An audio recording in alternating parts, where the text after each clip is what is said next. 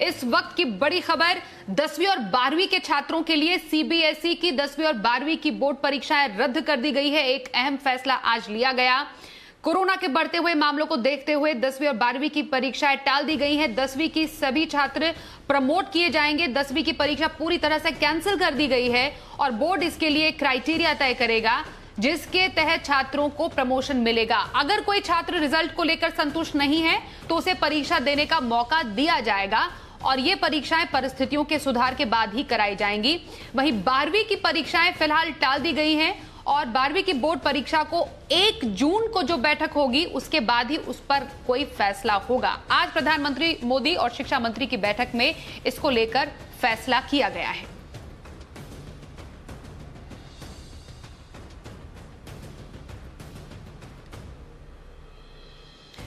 और ऐसा इसलिए भी हो रहा है क्योंकि देश में कोरोना सारे नए रिकॉर्ड तोड़ रहा है। बीते 24 घंटे में जो मामले हैं वो 1,84,000 के पार पहुंच चुके हैं। बिल्कुल 2 लाख के करीब हम पहुंच चुके हैं डेली कोरोना केसेस के मामले में और मौत का आंकड़ा भी काफी डराने वाला है। 1,000 के पार निकल चुका है।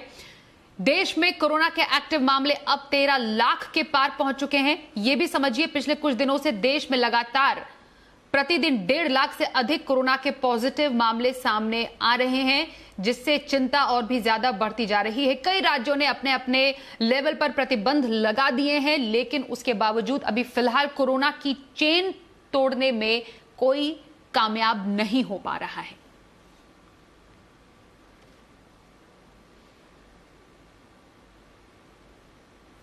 महाराष्ट्र में कोरोना के लगातार बिगड़ते हालात के चलते आखिरकार वहां के मुख्यमंत्री उद्धव ठाकरे ने कर्फ्यू का ऐलान कर दिया। हालांकि इसको लॉकडाउन नहीं कहा जाएगा, लेकिन कड़े प्रतिबंध जरूर लागू कर दिए गए हैं। आपके लिए जानना समझना जरूरी है कि आज रात 8 बजे से 1 मई की सुबह 7 बजे तक मुंबई में धारा 144 लागू कर दी गई है।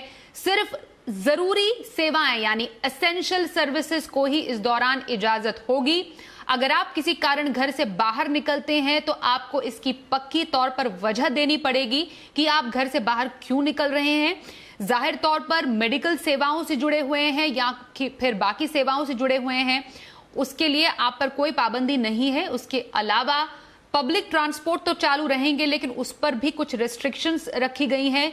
लेकिन हाँ, तमाम स्कूल जो है, एजुकेशनल इंस्टीट्यूशंस, सैलॉन्स हो गए हैं या फिर जिम्नेजियम्स हैं, मूवी थिएटर्स हैं, प्राइवेट जो ऑफिसेज हैं, इनको पूरी तरह फिलहाल बंद करने का निर्देश दिया गया है। ऑफिसेज में वर्क फ्रॉम होम को ज्यादा से ज्यादा बढ़ाने के लिए कहा गया है और ये पूरी तरीके से ब्रेक द चेन मुहिम के तहत किया गया है, जिसके तहत आज रात 8 बजे से 15 दिन का ये कर्फ्यू लागू हुआ है। वो इसलिए क्योंकि महाराष्ट्र सबसे ज्यादा कोरोना प्रभावित राज्य है, जहां पर लगातार 60,000 से ज्यादा जो मामले सामने आ रहे हैं और खुद चिंता जाहिर की उद्धव ठाकरे ने।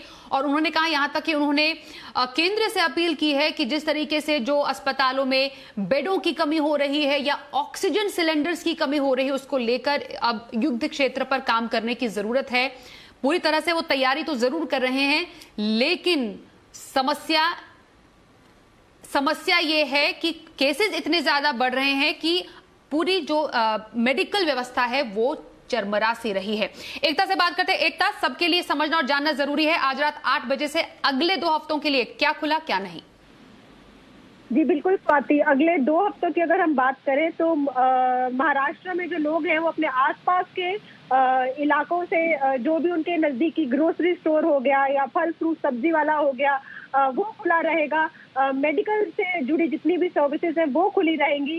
फाइनेंशियल सर्विसेज खुली रहेंगी, जैसे कि बैंक है या फिर फाइनेंशियल सर्विसेज से रिलेटेड ऑफिसेज हैं वो खुले रहेंगे, लेकिन मिनिमम स्टाफ के साथ खुले रहेंगे। अगर आपको घर से बाहर निकलना है तो बहुत जरूरी कोई रीजन होना चाहिए। ये कि हम बोर हो रहे हैं, सिर्फ एक घर के बाहर चहलकदमी के लिए निकल रहे हैं, तो 1000 रुपया फाइन देना पड़ेगा। अगर आपको कोई फ्लाइट कैच करनी है या आपकी ट्रेन है तो आपको टिकट दिखानी पड़ेगी कि हम एयरपोर्ट जा रहे हैं या स्टेशन तक जा रहे हैं। अगर आप जो पब्लिक ट्रांसपोर्ट है वो इसेंशियल सर्विसेज से जुड़े लोगों के लिए ही खुला रहेगा, लेकिन अगर आप अपने प्राइवेट व्हीकल का इस्तेमाल कर रहे हैं तो ये जरूर ध्यान रखिए कि मास्क पहनना बहुत जरूरी है। टैक्सी में सिर्फ 2 लोग बैठ सकते हैं, ऑटो में 2 लोग बैठ सकते हैं, मास्क लगाना जरूरी है, मास्क नहीं लगाया तो 500 रुपया जुर्माना होगा। पहले ये था कि आपने ऑनलाइन कुछ भी ऑर्डर किया, फिर भले ही वो कपड़े हो या कॉस्मेटिक्स हो, अब सिर्फ और सिर्फ इसेंशियल सर्विसेज की डिलीवरी होगी। नॉन इसेंशियल आइटम्स अगर आपने ऑनलाइन ऑर्डर की भी है तो आपको 15 दिन का इंतजार करना पड़ेगा अपने घर तक डिलीवरी लेने के लिए। जो इसेंशियल आइटम्स आपको डिलीवरी बॉय अब डिलीवर करने भी आएंगे, वो आपके घर के दरवाजे तक वो नहीं आएंगे, वो सिर्फ बिल्डिंग के गेट तक आएंगे। और जितने भी इसेंशियल सर्विसेज से जुड़े लोग हैं, कुछ जरूरी गाइडलाइंस है, जैसा कि आपने कहा एकता, एसेंशियल सर्विसेज से जुड़े हुए लोग, बैंकिंग से जुड़े हुए हैं, मेडिकल सर्विस से जुड़े हुए हैं, या इवन मीडिया कर्मी जो हैं वो अपने काम पर जा सकते हैं। लेकिन जो लोग ऐसे ही बाहर जाना चाहते हैं, और जैसा कि बताया एकता ने, उनके लिए बाहर जाना सही नहीं है, उस पर पाबंदी है, आपको फाइन लग सकता है। 14 दिन की बात है, चेन को तोड़ना जरूरी है। बहुत शुक्रिया एकता इस पूरी जानकारी के लिए आपका।